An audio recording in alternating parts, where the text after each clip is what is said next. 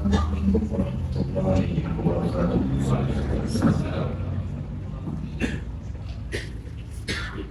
Alhamdulillahilladzi hadana li hadza wa ma kunna linahtadiya laula an hadana Allah wa ma taufiqi illa billah wa ma tawakkuli wa i'timadi wa i'tisami illa 'ala Allah. Salawatullahi wassalamuhu alaihi ala habibina al-mustafa wa ala rasulina al-karim sallallahu alaihi wasallam wa ala alihi wa sahbihi wa man tabi'ahu bi ihsanin ila yaumiddin. Allahumma faqqihna fid din wa 'allimna at-ta'wil. Allahumma iftah 'alaina futuhal 'arifin bi hikmatik. Allahumma atina al-hikmah yu'til hikmata man yasha' wa man yu'tal hikmata faqad utiya khairan katsiran wa ma yadhakkaru illa ulul albab. Rabbana zidna 'ilman yanfa'una. Allahumma inna nas'aluka 'ilman nafi'an. Allahumma inna na'udzu bika min 'ilmin la yanfa'. Walhamdulillahi rabbil alamin. Baik, muslimin dan muslimat rahimani wa rahimakumullah. Alhamdulillah, diizinkan Allah pada malam ini dengan taufik, inayah dan juga afiat daripada Allah, sekali lagi kita dapat sambung bacaan kitab Penawar Hati yang disusun dan dikarang oleh salah seorang tokoh yang menjadi Khadimul Haramain yang lama berada di Mekah, yaitu Syekh Abdul Qadir bin Abdul Muttalib Al-Indonesi Al-Mandiri. Dan ramai anak-anak Melayu yang sempat berguru dengan beliau ketika beliau berada di Mekah. Dan beliau karang kitab di dalam bahasa Melayu yang kita bacakan ini. Dan cantiknya kitab ini, kalau kitab ini dimasukkan di dalamnya dalil-dalil dan juga hadis sama ada daripada Al-Quran dan juga daripada hadis Nabi SAW untuk menguatkan setiap tajuk hasil daripada apa yang beliau tulis berkaitan tentang hati dan hal ehwal berkaitan tentang hati. Sebab itu kitab ini dinamakan dengan kitab penawar hati, kerana menjadi ubat kepada penyakit-penyakit yang ada kat dalam hati sanubari kita. Sebab itu sahabat-sahabat rahimakumullah, bila kita baca, belajar subjek ataupun ilmu yang kita belajar ini, maka sepatutnya kita akan jadi lebih baik kerana kita dah kenal penyakit dan kita tahu cara macam mana kita nak menangani penyakit yang kalau penyakit tersebut ada pada kita. Dan pasti semua kita ada penyakit-penyakit yang ada berkaitan tentang hati. Kalau tak berubah ataupun kalau masih ada penyakit tersebut, soalan yang patut kita tanya, apa yang telah kita buat daripada kitab dan ilmu yang kita belajar ini. Satu kisah Al-Imam Al-Ghazali rahimahullah, dia mempunyai anak murid yang ramai. Salah seorang daripada anak muridnya telah menitipkan satu surat warqah kepada guru dan meminta beliau untuk menuliskan dan menitipkan nasihat-nasihat yang berguna kepada dia. Jadi Imam Al-Ghazali membalas surat tersebut dengan berkata, apakah tidak cukup nasihat yang Allah berikan daripada Al-Quran dan nasihat yang datang daripada hadis Nabi SAW sebagai satu nasihat kepada engkau? Baik, kalau engkau rasakan tidak cukup, soalan yang kedua aku tanyakan pada engkau, apa yang engkau buat selama engkau belajar dengan aku? Bukankah ilmu itu adalah satu nasihat? Agama ad-dinun nasihat, agama itu nasihat. Dan apakah engkau menghabiskan masa begitu sahaja belajar dan tiada kesan ilmu yang kau belajar terhadap dirimu? Baik, maka itulah juga yang patut kita tanya pada semua kita. Bila kita belajar, kita dah baca bab sabar. Bila dah baca bab sabar, sepatutnya kita akan jadi orang yang bersabar. Bila kita baca bab syukur, jadikan kita orang yang lebih bersyukur.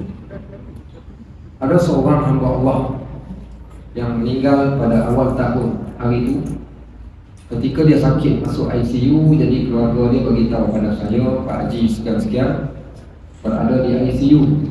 Jadi saya tak sempat nak ziarah. Sampailah dia balik ke rumah, masih minta ziarah. Sehinggalah beberapa orang sahabat yang pergi menziarahi beliau.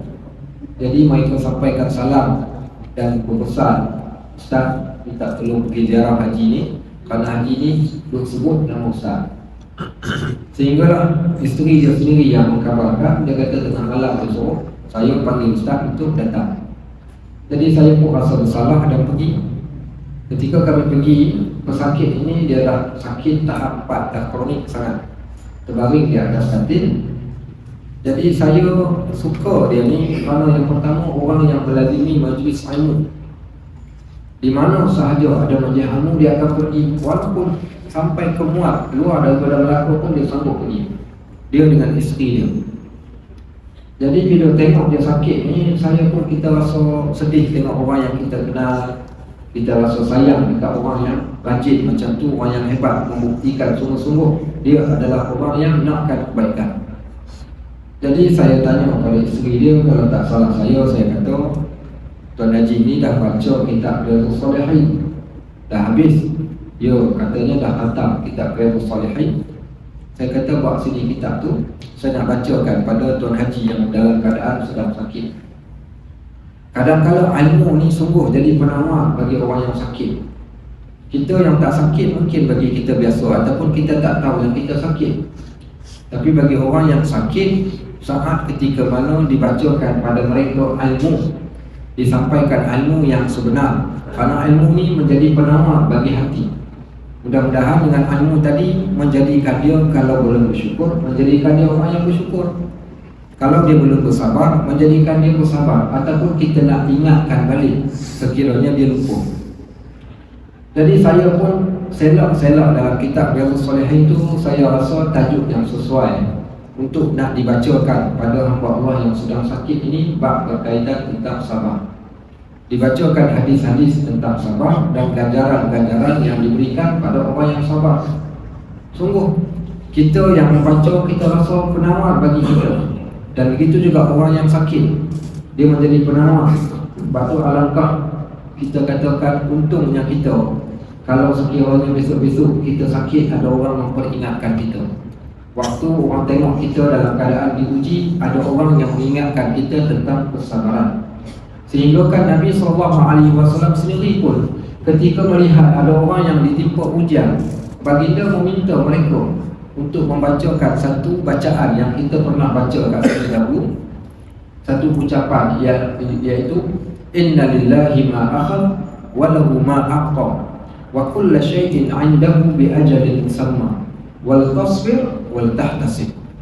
Sesungguhnya semua benda ini datang daripada Allah, dan Allah jugalah yang memberi, Allah juga yang mengambil lagi.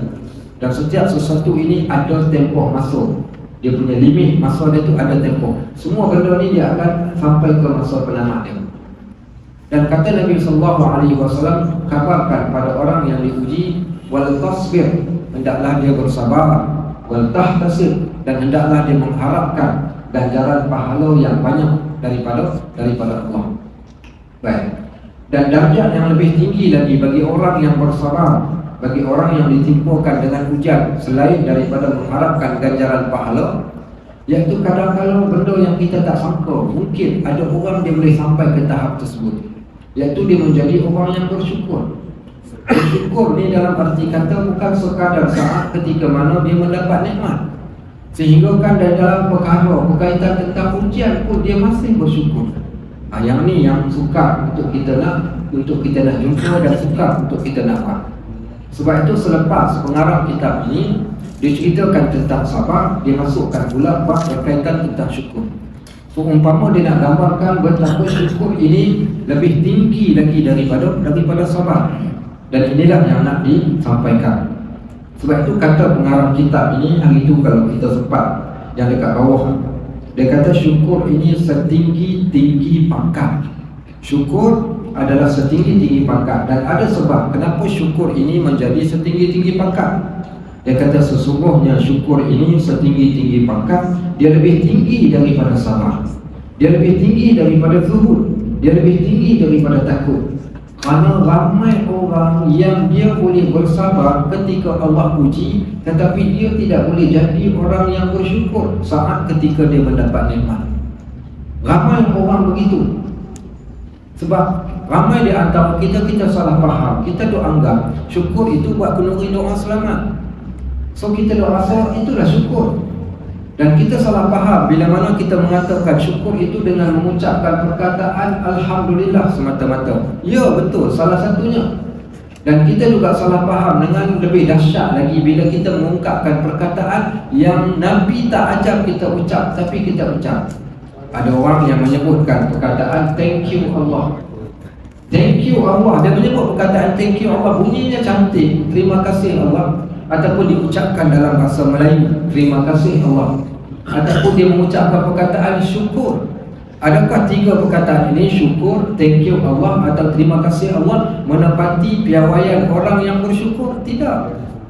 Karena tidak ini yang diajarkan oleh Nabi kita Muhammad SAW. Allah Subhanahu wa ta'ala, kalau tuan-tuan perhatikan di dalam ayat Al-Quran, bila Allah menceritakan tentang nikmat, maka disebut di sana perkataan Alhamdulillah. Tuan-tuan lihat apa perkataan ahli syurga saat ketika mana mereka melihat syurga, nikmat yang berada di hadapan mata, dan mereka diberitahu mereka akan masuk ke dalam syurga tersebut. Ketika malaikat berkata kepada bakal penghuni syurga, tilkumul jannah uristumuha, di sanalah syurga yang kalian akan dapat warisnya. Maksudnya kalian akan dapat geran, kalian akan dapat masuk ke dalam syurga tersebut. Apa kata bakal penghuni syurga? Alhamdulillahillazi hadana lihadza wa ma kunna linahtadiya laula an hadanallah. Segala puji bagi Allah yang telah menunjukkan kepada kami jalan ini. Syukur, segala puji bagi Allah. Ucapannya Alhamdulillah. Terjemahannya segala puji bagi Allah. Baik, yang kedua, ucapan ahli syurga ketika mereka telah pun memasuki ke dalam syurga. Wa akhiru da'wahum alhamdulillahi rabbil alamin. Kata-kata ahli syurga saat ketika mana mereka memasuki syurga, seumpama kita jadikan sebagai penamat bagi doa kita. Wa akhiru da'wahum, yang terakhir doa dan ucapan mereka setelah mereka memasuki syurga, alhamdulillahi rabbil alamin. Sesungguhnya segala puji bagi Allah Tuhan semesta alam. Diajarkan kita lagi saat ketika mana kita bersolat, kita membaca surah Al-Fatihah. Ketika kita membaca surah Al-Fatihah, kita mulakan dengan alhamdulillahi rabbil alamin. Dan tiada satu perkataan pun yang diajarkan kepada kita, sama ada datang daripada Allah ataupun datang daripada Nabi SAW, bersyukur selain daripada ucapan tersebut.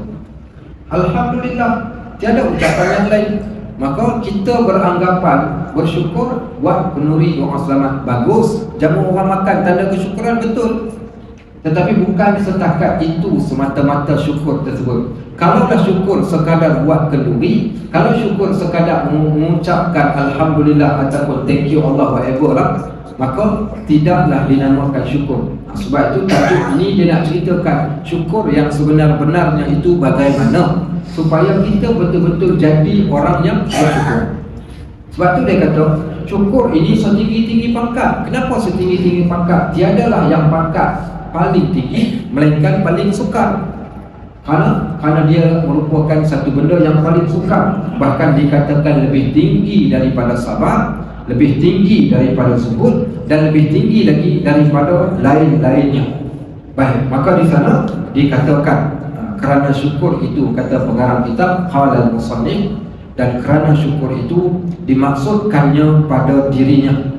Bila kita sebut syukur, adalah yang dimaksudkan tentang diri dia, dan kesalahan sabar yang dimaksudkan daripadanya akan menundukkan hawa nafsu.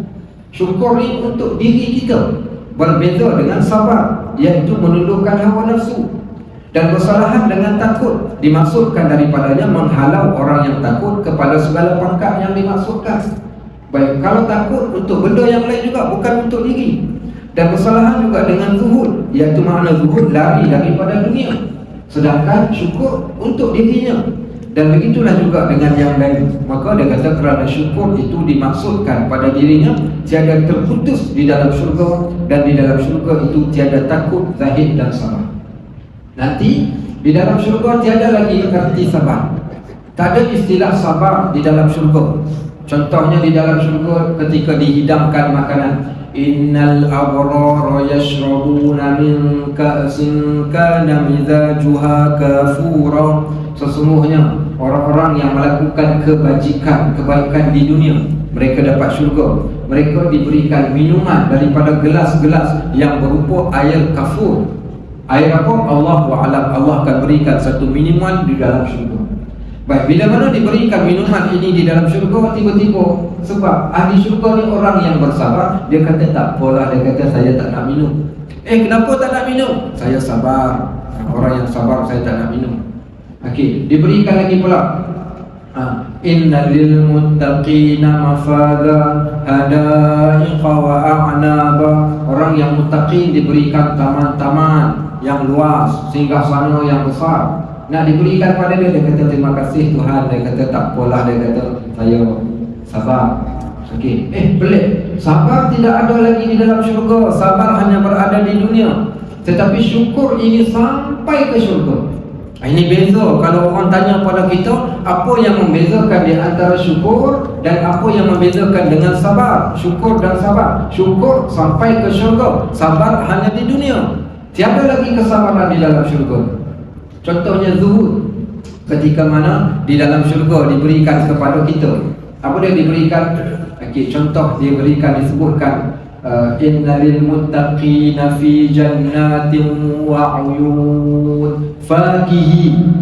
Orang yang muttaqin diberikan pada mereka syurga yang mengalir sungai dengan singgahsana, dengan istana dan pelbagainya. Apa dia kata? Saya minta maaf, saya kat dunia dahulu zuhud, so saya nak duduk kat tepi pokok saja. Saya tak dapat, tak nak istana. Kenapa? Saya zuhud, wahai Tuhan. Tak ada lagi zuhud di akhirat, habis. Baik, orang yang takut di dunia, dia adalah orang yang takut. Saat ketika dia masuk dalam syurga, tiada lagi ketakutan. La khaufun alaihim wa lahum yahzanun. Tiada lagi ketakutan bagi kalian, tiada lagi duka cita dan kesedihan bagi ahli syurga. Sebagaimana disebutkan di dalam Al-Quran, innal ladzina qalu rabbuna Allah. Orang-orang yang mengucapkan dan mengatakan Tuhan kami adalah Allah, i'tiqad mereka yang betul ketika berada di dunia. Tatanazzalu summa mastaqamu, kemudian mereka istiqamah di atas jalan tauhid tersebut. Tatanazzalu alaihimul malaika, maka para malaikat akan turun berjujuran ke atas mereka, dan malaikat ini akan berkata kepada mereka, alla taqafu wa la tahzanu. Tiada lagi ketakutan bagi kalian wahai bakal-bakal penghuni syurga. Tiada lagi kesedihan wahai kalian bakal-bakal penghuni syurga. Wa abshiru bil jannah. Wahai malaikat, tunjukkan kepada mereka tempat mereka akan pergi, iaitu syurga. Bil jannatil lati kuntum tu'adun, dengan syurga yang Allah telah janjikan pada mereka. Maka tiada istilah takut. Tiada takut di syurga, tiada sabar di syurga, tiada arti zuhud di syurga. Yang ada hanyalah syukur. Maka disebabkan itu, syukur merupakan pangkat dan darjat yang paling tinggi bila mana kita belajar dalam bab ini, iaitu ketika saat kita berada di akhirat kelak. Baik, kenapa kalau ditanya adakah di sana dalil-dalil daripada Al-Quran yang boleh kita bacakan sehingga menjadikan kita faham? Maka dia kata disebabkan kerana syukur itu berkekalan di dalam syurga, sebagaimana ayat yang kita bacakan tadi. Wa akhiru da'wahum alhamdulillahi rabbil alamin. Dan akhir doa mereka ahli syurga ketika mana mereka memasuki syurga adalah perkataan alhamdulillahi rabbil alamin. Baik, begitulah juga saat ketika mana kita berjalan di titian sorat. Ketika berjalan di titian sorat pada waktu tersebut, apa yang kita akan ucapkan? Allah kata nuruhum yas'a baina aydihim wa bi aymanihim yaqulun. Cahaya mereka Allah jadikan cahaya pada anggota tubuh badan mereka, dan di sebelah kanan mereka dan pada anggota mereka. Rabbana atmim lana nurana waghfir lana. Yang mereka ucapkan pada waktu tersebut, ya Allah, sempurnakan bagi kami cahaya kami. Dan sampailah mereka mengucapkan perkataan Alhamdulillahillazi hadana lihada. Maka ucapan ahli syurga adalah ucapan Alhamdulillah, menunjukkan ucapan bersyukur kepada Allah ketika berada di dalam syurga. Tiada lagi kesabaran, tiada lagi zuhud, dan tiada lagi rasa ketakutan. Baik, next, kata pengarang kitab ini. Dan kerana syukur itu setinggi-tinggi pangkat, maka tiada banyak mereka yang sampai kepadanya. Disebabkan kebiasaan sesuatu benda yang mahal, sesuatu benda yang tinggi nilai, tak semua orang mampu memiliki. Kerana teramat mahalnya nilai syukur ini di sisi Allah, sehingga Allah sebutkan di dalam Al-Quran. Apa yang Allah sebutkan di dalam Al-Quran? Satu ayat yang patut kita muhasabah diri kita dan menjadikan kita lebih takut, iaitu wa qalilun min ibadiyasy syakur. Teramat sedikit di kalangan hamba-hambaku yang bersyukur. Diceritakan satu ketika seorang khalifah yang bernama Harun Ar-Rasyid, di antara khalifah yang terkenal. Satu hari dia telah bertawaf di sekitar Ka'batul Musyarrafah. Ketika dia sedang bertawaf, dia terdengar ada suara seorang lelaki yang sedang berdoa berhampiran dengan Ka'bah. Apa lelaki ini doa? Allahumma ja'alni min qalil, Allahumma ja'alni min qalil, Allahumma ja'alni min qalil. Ya Allah, jadikanlah aku di kalangan orang yang sedikit. Ya Allah, jadikanlah aku di kalangan orang yang sedikit. Ya Allah, jadikanlah aku di kalangan orang yang sedikit. Maka akhirnya khalifah ini rasa pelik. Kenapa ada orang yang berdoa kepada Allah diminta dia dijadikan di kalangan orang-orang yang sedikit? Apakah makna di sebalik doa lelaki tersebut? Akhirnya beliau pergi dan bertanya kepada lelaki ini, apakah maksud doa engkau? Sedangkan walillahi mirasus samawati wal ardh, bagi Allah perbendaharaan langit dan bumi, mintalah yang banyak. Kenapa engkau nak minta benda yang sikit? Maka kata lelaki tersebut, wahai Amirul Mukminin, apakah engkau tidak pernah bertemu di dalam Al-Quran ayat yang menyebut wa qalilun min ibadiyasy syakur, teramat sedikit di kalangan hamba-hamba kami yang bersyukur. Maka aku minta dan pohon kepada Allah, ya Allah, jadikanlah aku di kalangan orang yang sedikit ini. Siapa yang sedikit? Adalah mereka di kalangan orang-orang yang menjadi hamba Allah yang bersyukur kepada Allah Subhanahu wa ta'ala. So, dua yang kita dapat. Yang pertama, syukur itu adalah orang yang akan kekal ke dalam syurga. Yang kedua, syukur ini setinggi-tinggi pangkat kerana tak ramai orang yang mampu sampai ke darjat syukur, kerana Allah yang mention dalam Al-Quran, teramat sedikit di kalangan hamba kami yang bersyukur. Dan yang ketiga, kata pengarang kitab, kerana syukur itu adalah sebab bagi Allah menambahkan nikmat. Kenapa kita tak boleh bersyukur sedangkan kita mengetahui dengan bersyukur itu Allah akan tambahkan lagi nikmat kita? Di mana di dalam Al-Quran surah Ibrahim ayat yang ke-7, Allah Subhanahu wa taala menyebut, "Wa la in syakartum la azidannakum wa la in kafartum inna azabi lasyadid." Sekiranya kalian bersyukur kepada Allah, pasti kami akan tambah. Kalau siapa yang belajar bahasa Arab, ada dua la dengan la azidannakum. Kalimah lam ini dipanggil lam juhud. Apa dia lam juhud? Sungguh-sungguh. Allah kata sesungguhnya kalau kamu bersyukur, nescaya pasti kami akan tambahkan kepada kalian nikmat kami kepada kamu dengan kamu bersyukur. Kenapa kita tak nak bersyukur? Sedangkan dengan bersyukur kita mengetahui Allah pasti akan menambah kepada kita akan nikmat yang Allah berikan. Sebab itu antara hadis yang mungkin ada kaitan dengan ayat ini adalah hadis ma naqasat min sadaqati mali. Takkan rugi harta orang yang bersedekah. Kerana orang yang bersedekah ini disebabkan kerana dia rasa bersyukur dengan apa yang Allah berikan. Maka Nabi berkata tidak akan rugi harta orang yang bersedekah. Kenapa tidak akan rugi? Pasti Allah Subhanahu wa taala akan tambahkan lagi kepada mereka. Tuan-tuan, diceritakan bagaimana para sahabat ridwanullah alaihim ajma'in ketika di zaman Nabi SAW, mereka adalah orang yang susah. Allah Subhanahu wa taala sekiranya Allah nak berikan kepada manusia itu kebaikan, Allah boleh bagi pada bila-bila masa. Tetapi Allah jadikan benda itu dia datang pada tempatnya. Dan kebanyakan daripada para sahabat-sahabat Nabi ridwanullah alaihi ajma'in yang asal mereka adalah di kalangan orang-orang yang susah. Bahkan mereka di kalangan ahli suffah yang tiada tempat tinggal dan hanya menginap di Masjid An-Nabawi. Selepas kewafatan Nabi SAW, mereka menjadi para sahabat yang kaya raya. Bagaimana datang kekayaan mereka? Hasil daripada kesyukuran mereka dan amalan kebaikan yang mereka lakukan. Nescaya Allah tambahkan kepada mereka nikmat ketika mana mereka berada di dunia ini. Baik, kemudian dia kata lagi, dan yang keempat, kenapa kita perlu bersyukur? Kerana dia kata syukur ini menegak dan menolak seksaan. Siapa yang bersyukur kepada Allah, Allah jauhkan daripada azab dan seksaan Allah. Sebagaimana ayat yang kita bacakan tadi, wala in kafartum, kalau sekiranya kamu kufur, okey, la in syakartum la azidannakum wala in kafartum inna azabi lasyadid. Kalau kamu tak bersyukur, kamu akan diazab. Kalau kamu bersyukur, kamu akan ditambah rezeki ataupun nikmat kalian. Maka ayat ini pula Allah mengatakan di sana bagaimana dengan bersyukur akan menegak dan menolak daripada seksaan Allah. Di sana ada satu ayat daripada surah An-Nisa ayat yang ke-147. Apa kata Allah Subhanahu wa taala pada surah An-Nisa ayat 147 ini? Ma yaf'alullahu bi'adzabikum in syakartum wa amantum.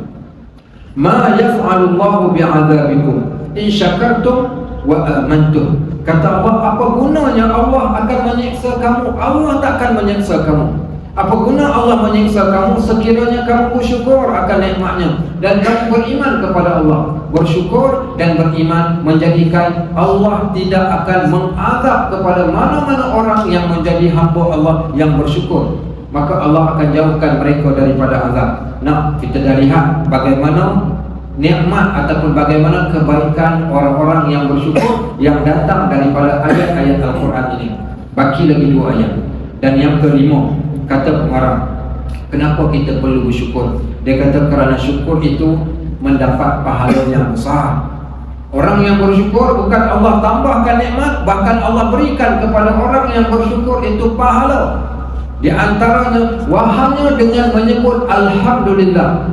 Kalau ditanya soalan kepada kita di antara perkataan Subhanallah dengan perkataan Alhamdulillah, kedua-duanya adalah zikir. Tetapi yang mana yang paling dahsyat, yang paling besar di antara Subhanallah dan Alhamdulillah ini? Kita lihat bagaimana hadis Nabi SAW memberikan beza kepada kita. Contoh hadis, bila mana datang para sahabat mendakwa mengatakan orang kaya boleh beli pahala dengan harta. Kata Nabi SAW, apa dia? Subhanallah, kalimah Subhanallah tamla'ul mizan. Dahsyatnya perkataan Subhanallah sehingga Subhanallah ni boleh memenuhkan timbangan.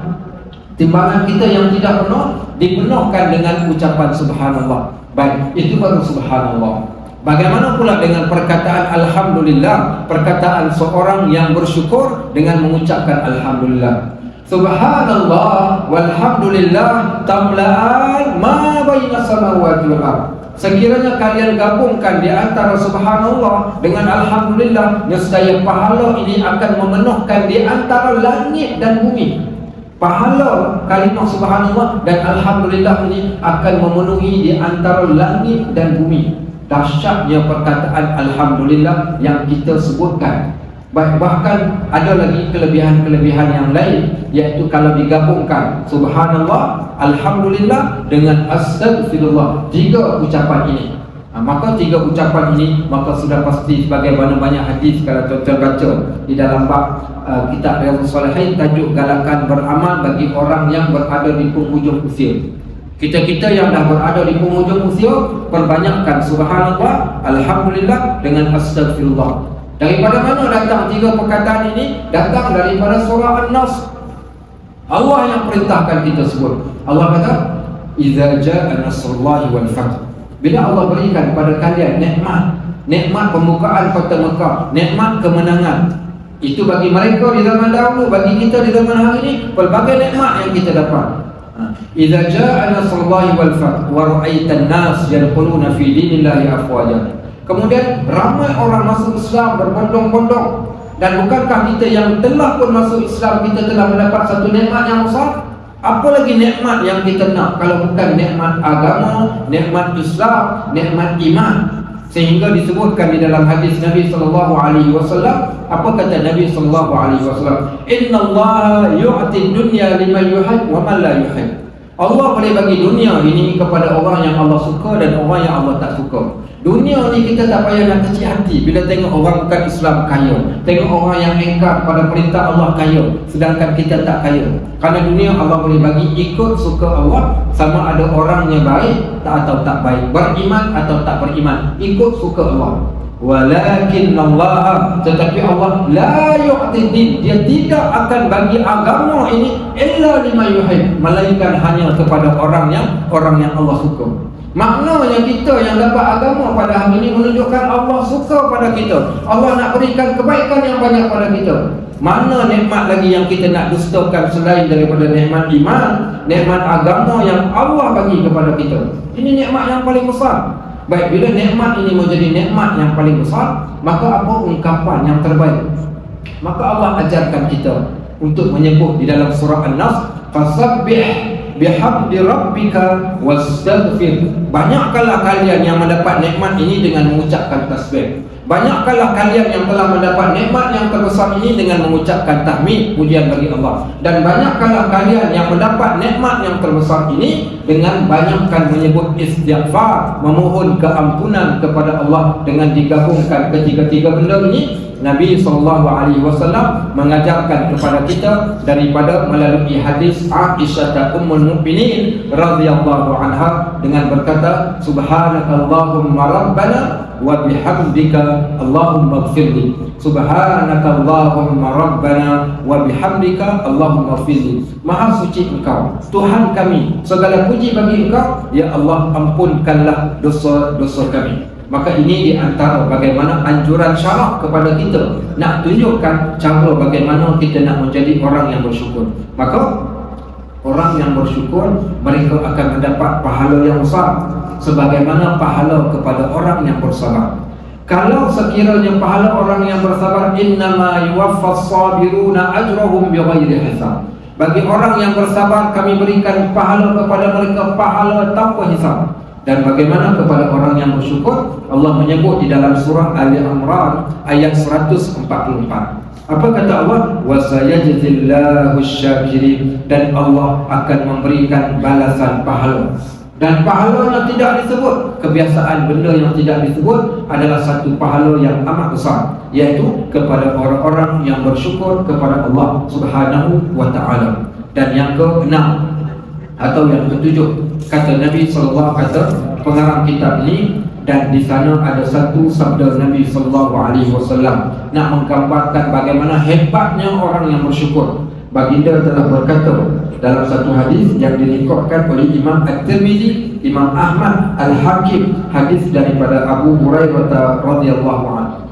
Apa kata Nabi sallallahu alaihi wasallam? At-ta'am syakir bimanzilati as-sha'im as-sabir. Orang yang makan tetapi dia bersyukur dengan nikmat makanan yang dia dapat. Orang yang makan dan dia bersyukur dengan nikmat makanan yang Allah beri, maka mereka berada di sama level dengan orang-orang yang berpuasa dan mereka bersabar. Puasa dikaitkan dengan sabar, makanan dikaitkan dengan bersyukur. Maka level mereka di antara orang yang bersyukur ini dengan orang yang bersabar ini, maka level mereka adalah sama. Maka di mana lagi kekurangan bersyukur, melainkan kita melihat kelebihan-kelebihan yang teramat banyak. Dan mengapa kita tidak boleh jadi orang yang bersyukur? Dan yang terakhir, kata pengarang kitab ini, dia kata sesungguhnya, dia kata kerana Nabi SAW pernah menangis di dalam salat. Nabi SAW dia pernah menangis bila mana baginda membaca satu ayat, in tu'adzibuhum fa innahum 'ibaduk wa in taghfir lahum innaka antal azizul hakim. Ketika dia membaca doa ini, baginda menangis seumpama air yang sedang menggelegak sehingga basah janggut Nabi SAW dengan air matanya. Lamanya baginda berdiri sehingga bengkak-bengkak kaki Nabi SAW. Siti Aisyah radhiyallahu anha pernah bertanya kepada Nabi sallallahu alaihi wasallam ketika melihat keadaan Nabi di dalam solat tahajudnya. Apa salahnya? Apakah sebab engkau menangis ya Rasulullah? Aisyah tengok Nabi menangis. Bila dia tengok Nabi menangis, dia tanya, apakah sebab engkau menangis? Maka kata Nabi SAW, sesungguhnya Allah, kata Aisyah, Allah telah mengampuni bagimu barang yang terdahulu daripada dosamu dan barang yang terkemudian. Bukankah Allah qad ghafarallahu laka ma taqaddama min dzambika wa ma ta'akhkhar ya Rasulullah? Bukankah Allah ampunkan dosa engkau yang lepas dan dosa engkau yang akan datang? Kenapa engkau perlu buat sehingga bengkak-bengkak kaki sebegini? Engkau kena menangis sampai macam ni ya Rasulullah. Maka jawab Nabi SAW, afala akunu abdan syakura, apakah aku tidak boleh menjadi orang yang bersyukur? Di sana ada dua riwayat tentang hadis ini. Yang pertama, Aisyah melihat Nabi SAW solat sehingga bengkak kaki. Riwayat yang kedua, Aisyah melihat Nabi SAW menangis di tengah malam. Maka kedua-duanya menjawab dengan jawapan yang sama, aku buat sebegini kerana aku nak menjadi hamba Allah yang bersyukur kepadanya. Akhirnya setelah kita melihat keseluruhan daripada dalil-dalil yang kita bawakan di sini, dapatlah kita simpulkan syukur itu apa. Setelah kita ceritakan dalil-dalilnya, ayat-ayat Al-Qurannya dan hadis-hadisnya, maka kita simpulkan rupa-rupanya syukur itu tak cukup dengan buat penuhi doa selamat. Syukur itu tak cukup dengan hanya sekadar mengucapkan Alhamdulillah. Syukur itu tak cukup dengan sekadar kita sedekahkan 10 ringgit kat dalam tabung masjid. Syukur itu tak cukup dengan hanya sekadar kita menjamu orang makan. Dan syukur itu tak cukup dengan hanya sekadar kita tuliskan di hadapan pintu rumah kita, hadza min fadli rabbi, ini adalah kelebihan daripada Tuhanku. Habis, bagaimana cara kita nak menggambarkan perasaan syukur kita kepada Allah? Maka kata pengarang kitab ini, hakikat syukur itu mesti dirangkumkan dengan 3 perkara ini. Bila dirangkumkan syukur itu dengan 3 perkara ini, nescaya barulah seorang hamba ini dinamakan dengan golongan asyakirina bi an'amillah. Orang-orang yang bersyukur dengan nikmat Allah Subhanahu wa taala bila terangkum 3 perkara ini. Apakah 3 perkara ini? Yang pertamanya ilmu. Yang keduanya adalah kelakuannya. Bagaimana tasarruf ataupun bagaimana keadaan dia saat ketika dia mendapat sesuatu nikmat. Yang ketiga, apa yang dia lakukan dengan nikmat tersebut. So yang pertama iaitu ilmu. Ilmu apa yang dia faham tentang kesyukurannya. Yang kedua, apa yang dia lakukan dengan nikmat. Dan yang ketiga, bagaimana dia perlakukan akan nikmat tersebut. Baik, maka di sana dia kata ilmu, kelakuan, tindakan. 3 benda: ilmu, kelakuan dan tindakan. Yang pertama, bila seorang tadi itu bersyukur, dia nak jadi orang yang bersyukur mesti dengan ilmu. Tanpa ilmu ini akan menjadikan kita takkan syukur. Maka dia kata, iaitu engkau mengetahui bahawa segala nikmat yang nikmat itu datang daripada Allah. Benda pertama, dengan ilmu ni diberitahu kepada kita, tahu ke tak daripada mana datang kekayaan Pak Haji, daripada mana datang kecerdikan kita, daripada mana datang harta benda kita, isteri kita, anak-anak kita. Maka semua benda yang dikatakan nikmat. Baik, sekejap, nikmat itu apa Ustaz? Mungkin ada yang bertanya, apakah nikmat itu? Sebab mungkin bagi orang benda itu bukan nikmat. Tapi apakah makna nikmat? Nikmat itu adalah sesuatu perkara yang kita suka. Apa dia nikmat? Bila kita katakan nikmat adalah sesuatu benda yang kita dapat dan kita suka. Dan Allah jadikan kita suka pada benda tersebut, nikmatlah itu. Sama ada soal dia bersyukur atau tak bersyukur, itu cerita yang lain. Tapi makna nikmat, sesuatu benda yang baik yang dia dapat dan kita suka dengan perkara tersebut, itu adalah nikmat. Maka orang bila dia dapat sesuatu benda yang baik, maka yang baik itu adalah nikmat. Hendaklah dia yakini setiap nikmat itu datang daripada Allah dan bukan datang lain daripada Allah. Dan walaupun nikmat tersebut datang daripada makhluk, ada orang hamba Allah yang bantu kita sehingga kita berjaya, maka kita kata syukurlah, nikmat aku dapat kawan macam kau. Walaupun kita katakan nikmat itu melalui dia, tapi bukan daripada dia, kerana Allah datangkan nikmat melalui dia. Hari ini anak-anak kita yang dapat makan, anak-anak kita yang dapat pakai, anak-anak kita yang dapat hidup dalam keadaan yang selesa. Maka mungkin anak-anak ini beranggapan nikmat yang anak-anak ini dapat datang daripada bapa dia. Maka jawapannya tidak. Allah hanya jadikan bapanya itu laluan nikmat untuk sampai kepada anak. Tetap datang daripada Allah.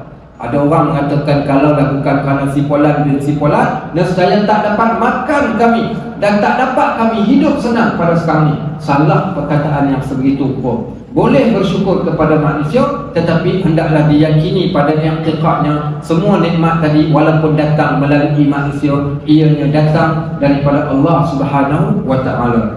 Dia kata lagi, maka hakikatnya tiada ada nikmat itu melainkan datang daripada Allah. Kerana demikian Allah hadirkan di dalam hatimu pada setiap kali engkau mendapat nikmat.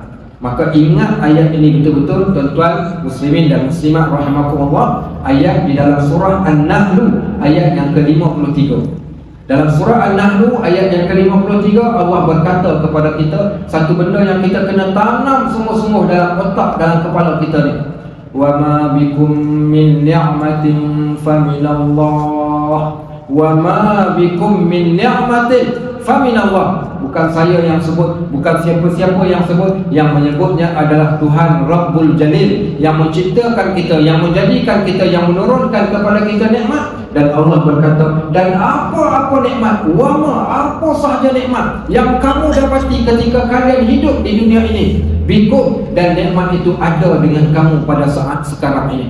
Nikmat yang ada pada kita, yang ada pada tubuh badan kita, yang ada di dalam rumah kita, yang ada di hadapan mata kita, yang kita dapat capai, dapat rasa, min ni'matin, daripada nikmat-nikmat ini, fa minallah, keseluruhannya, kesemuanya datang daripada Allah. Jangan berlagak sombong, jangan merasakan kitalah yang createkan nikmat. Sesungguhnya semua nikmat Allah Subhanahu wa taala dah sebut semuanya datang daripada kami, iaitu datang daripada Allah Subhanahu wa taala. Maka yang ni semua nikmat itu pemberian daripada Allah. Faham step yang pertama ini, kita tahu. Kita tak akan sombong, kita tak akan takabur, kita tak akan ujub, kita tak akan riak, kita tak akan semua, kerana kita tahu semua yang kita ada ini adalah datang daripada Allah dan bukan pun datang daripada kita. Baik, yang kedua dia kata, bila kamu nak bersyukur, kamu kena faham juga syukur pada kelakuan itu macam mana. Bukan sekadar kamu kena faham di dalam minda kita, di dalam hati kita, kita kena faham dari segi kelakuan kita. Kelakuan mana ni? Kelakuan hati kita. Kelakuan hati kita saat ketika kita mendapat akan nikmat tersebut, bagaimana kelakuan kita pada waktu tersebut. Ada orang yang mengucapkan, tanya dia macam mana untung ke bisnes.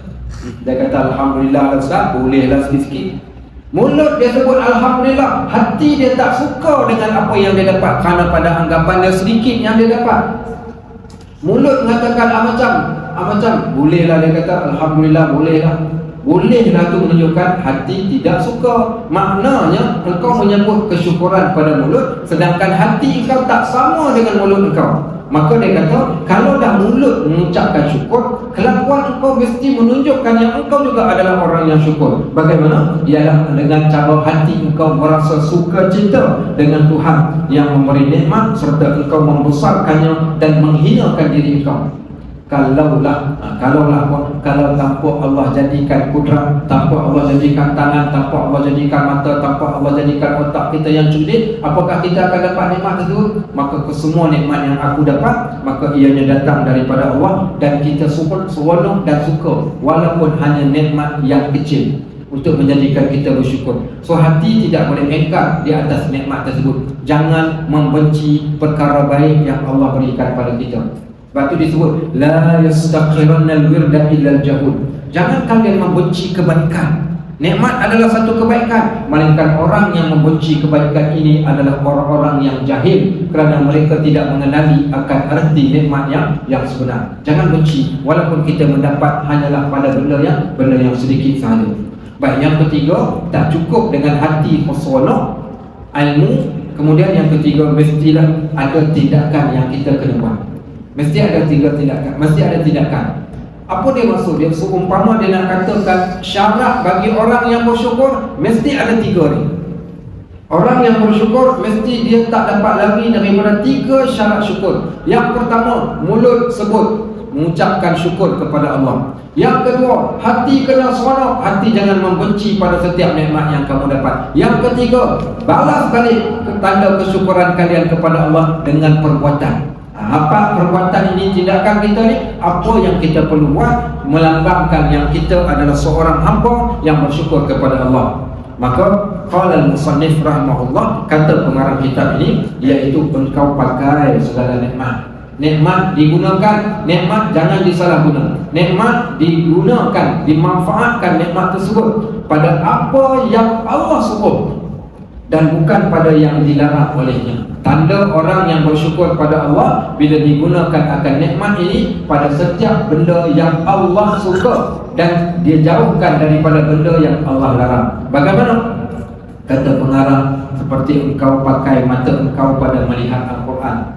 Allah berikan pada kita mata, Allah berikan pada kita penglihatan. Tujuan salah satunya tanda kita bersyukur dengan nikmat mata. Maka banyak-banyak kalau kita memandang dan membaca dan melihat kepada Al-Quran. Kerana melihat pada Al-Quran itu pun dah merupakan satu nikmat. Bahkan kita berjaya menghasilkan pahala. Baik antaranya juga melihat kitab hadis, melihat kitab ilmu yang memberi manfaat. Maka ini sebagai salah satu tanda kita bersyukur. Allah berikan pada kita masa 24 jam sehari. Bermula daripada pagi tadi pukul 8 pagi, tuan-tuan dah keluar daripada rumah pergi cari rezeki, sampai pukul 5 petang dapat mencari rezeki dengan kudrat yang Allah berikan. Maka tanda kesyukuran kita kepada Allah selain solat yang kita buat, solat subuh kita, solat zuhur kita, solat asar kita, termasuk solat maghrib, maka hadirlah ke dalam majlis ilmu, membaca Al-Quran, beriktikaf, berzikir, beribadat sebagai salah satu tanda kesyukuran kita. Allah tak suruh pun kita duduk masjid sampai 24 jam. Siang hari kamu pergi bekerja, cari rezeki, tapi pilihlah satu malam sebagai tanda kesyukuran kita kepada Allah. Dan ini di antara yang diminta oleh Allah Subhanahu Wa Taala. Bukanlah bermaksud kita nak kena beribadat 24 jam, tidak. Waktu pagi tadi tengah hari, kalau orang yang mungkin dia dengar online, dia dengar saya ucap ni, saya minta maaf, saya nak cerita, tapi saya tak sebut siapa orangnya. Tadi pergi ziarah, ada seorang hamba Allah meninggal di satu masjid ketika solat Jumaat tadi. Jadi ada seorang hamba Allah datang, dia kata saya tengok belakang macam Ustaz Najib. Saya rasa mesti Ustaz Najib. Sebut dia datang dulu sebelah, salam, dia kata Ustaz nak minta tolong doakan saya. Doakan apa? Saya kata minta doa sendiri lah. Saya pun tak tahu doa saya Allah makbulkan ke tidak. Sedap-sedap awak lagi makbul. Kita doa apa? Kita doa, dia kata saya baru kena buang kerja. Okey, saya kata macam inilah, saya bagi doa, awak doakan sendiri. Satu doa daripada seorang salaf, orang-orang terdahulu daripada kita yang bernama Iraq. Dia ni di antara di kalangan para tabi'in. Kita masuk waktu so kita berhenti sekejap untuk berikan laluan pada azan. Nanti kita akan sambung balik selepas daripada azan sedikit. Kemudian kita akan solat isya berjemaah insya-Allah. Alhamdulillahirabbil alamin. Baik, alhamdulillah wassalatu wassalamu ala Rasulillah wa ala alihi wa sahbihi wa man wala. Kita sambung sikit lagi. Dia kata orang yang bersyukur ini tak cukup dengan ilmu, tak cukup dengan kelakuan hatinya ketika dia mendapat nikmat. Dia perlu pergi kepada tindakan. Tanpa tindakan ini tiada makna erti seorang itu dia bersyukur pada Allah. Maka contoh dia kata pada tindakan ini hendaklah digunakan setiap nikmat yang Allah bagi ini, gunakan pada benda yang Allah suruh dan jangan gunakan benda yang sebaliknya. Baik, maka antaranya tadi cerita, tadi sambung pada cerita tadi. Apa cerita tadi, hamba Allah ni tadi dia datang jumpa saya. Dia kata Ustaz boleh tak tolong doakan saya baru dibuang kerja dan tak ada kerja sekarang ni. Jadi kalau tak ada kerja, tak ada duit lah, bahasa mudahnya. Jadi saya kata saya tak tahulah, saya doakan insya-Allah. Saya kata tapi awak sendiri kena minta pada Allah. Tak payah melalui saya pun, barangkali doa awak lebih mustajab. Maka apa saya buat? Saya pun berikan pada dia satu doa yang pernah dibaca oleh seorang salafun salih yang dirakamkan oleh Ibnu Katsir di dalam kitabnya Tafsir Ibnu Katsir ketika mentafsirkan ayat di dalam surah Al-Jumu'ah. Di hari Jumaat ini para salafun soleh ketika mana mereka datang ke masjid menunaikan solat Jumaat, ketika mereka nak keluar daripada masjid, apa mereka baca? Mereka baca satu doa yang mereka, maksudnya doa ini tak semestinya ikut suka kita. Apa yang kita nak doakan, ikut bahasa masing-masing atas apa yang kita rasa. Mana berdoa ini juga ada satu permintaan kita. Baik, jadi mereka mendoakan para salafun soleh ketika dia datang hari Jumaat, bila dia beribadat. Allah tak suruh pun kita duduk lama kat masjid. Datang hari Jumaat, kena datang waktu subuh, kena balik waktu asyad. Tak, Allah tak suruh macam tu dekat kita. Allah hanya suruh datang solat Jumaat, datang dengar khutbah, kemudiannya pula solat Jumaat, kemudian keluar daripada masjid. Iaitu pada ayat fantash fa iza qudiyatus solat fantashiru fil ard. Bila kamu dah selesai dah solat, maka keluarlah pergi cari rezeki. Yang masalahnya ni, dia cari rezeki daripada pagi sampai bawa kepada malam, kadang-kadang bertemu pagi. Cari rezeki tapi lupa pada yang memberi rezeki. Yang ni ramai di antara orang kita. Dia cari rezeki, betul Allah suruh kita cari rezeki. Tapi kalau dah cari rezeki sampai lupa pada yang memberi rezeki, maka yang ni tak patut. Bahkan paling teruk sekali dan jahilnya orang yang mencari rezeki tapi lupa pada yang memberi rezeki, iaitu Allah. Keluar seawal sebelum subuh lagi dia dah keluar daripada rumah. Kalau ditanya kepada dia, ke mana nak pergi? Cari rezeki lah. Sedangkan dia tidak pun menunaikan 2 rakaat, hanya 2 rakaat solat subuh, tanda dia menghadap Tuhan yang memberikan rezeki kepadanya. Dimulakan dengan memuji dan bersyukur dengan cara mensyukuri akan nikmat Allah berikan anggota tubuh badan. Tapi apa dia buat? Dia cari rezeki, lupa pada yang memberi rezeki. Maka Allah sebut dalam surah Al-Jumu'ah, fa iza qudiyatis solat, bila kalian dah selesai dah daripada menunaikan solat, fantashiru fil ard, keluar, jangan duduk dalam masjid, pergi berjalan di bumi ini.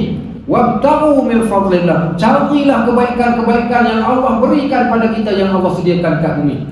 Famshu fi manakibiha wa kulu min rizqi, jalan di atas bumi Allah ini, makan rezeki-rezekinya, cari rezeki yang Allah telah sediakan untuk kita. Bukan beribadat 24 jam. Baik, maka mereka datang, Allah panggil dengan azan hari Jumaat. Mereka menunaikan solat, mereka mendengar khutbah, kemudian mereka keluar kerana Allah perintahkan keluar daripada masjid, pergi cari rezeki, bekerjalah kalian. Ketika sambil-sambil mereka keluar daripada ayat Al-Quran ini, mereka jadikan doa. Apa kata mereka kepada Allah? Allahumma inni qad ujibtu da'watan. Ya Allah, aku telah menjawab panggilanmu. Engkau panggil aku, idza nudiya lis-salati min yaumil jum'ati fas'au ila dzikrillah wa dzarul bai'. Wahai manusia, wahai orang yang beriman, bila dipanggil kalian untuk datang pada hari Jumaat, bersegeralah kalian datang untuk menunaikan solat Jumaat, untuk ingat Allah. Maka inni qad ujibtu da'watak, ya Allah, aku telah datang, aku jawab panggilan engkau panggil untuk datang hari Jumaat ke masjid pada hari ini. Wa shallaitu faridatak, dan aku telah menunaikan solat yang difardukan ke atas aku, 2 rakaat solat Jumaat. Kemudian wa adaitu faridatak wa antashabtu kama amartani, sekarang aku nak keluar daripada masjid ini sebagaimana engkau perintahkan aku untuk mencari rezeki. Farzuqni min fadlik, ya Allah, rezekikan kepada kami rezeki yang baik yang ada di sisi engkau. Wa anta khairur raziqin, engkaulah sebaik-baik pemberi rezeki. Maka Allah yang menyebut wa anta khairur raziqin, Allah suruh kita kata wallahu khairur raziqin. Ingat, Allah sebaik-baik yang memberi rezeki, Allah sebaik-baik pemberi rezeki. Kenapa kita pergi cari lain daripada Allah nak mendapatkan rezeki kita, sehingga kita membelakangkan Allah ketika kita cari rezeki? Allah ajarkan pada kita, sebab tu Allah kata wa idza ra'au tijaratan aw lahwan fanzuru ilaiha wa tarakuka qa'ima qul ma 'indallahi khairu minal lahwi wa minat tijarah wallahu khairur raziqin. Allah kata, ketika mereka melihat engkau sedang membaca khutbah wahai Muhammad, dan mereka terdengar di luar daripada masjid, mereka melihat adanya hiburan, melihat adanya perniagaan, keuntungan daripada perniagaan, infaqu ilaiha wa tarakuka qa'ima, sanggup mereka meninggalkan engkau yang sedang membaca khutbah dan membiarkan engkau berdiri di atas mimbar, kemudian mereka keluar daripada masjid untuk mencari rezeki. Katakan pada mereka, qul ma 'indallahi khairun, apa yang ada di sisi Allah lebih baik, minal lahwi wa minat tijarah, daripada hiburan yang mereka suka dan dengan perniagaan dan keuntungannya yang mereka cari. Wallahu khairur raziqin, Allah sebaik-baik pemberi rezeki. Maka salafun salih ketika keluar mereka mendoakan doa ini, dan tiada di antara mereka yang membaca doa ini melainkan Allah limpahkan pada mereka kurniaan daripada Allah. Maka sebab itu pada tindakan kita kena buat. Sebagikan doa ni saya kata buat baca doa ni, minta pada Allah, pasti ada rezeki yang Allah titipkan untuk kamu selain daripada kita melakukan ketaatan. Maka orang yang bersyukur pakai mata tengok Quran, tengok kitab hadis, tengok ilmu yang memberi manfaat.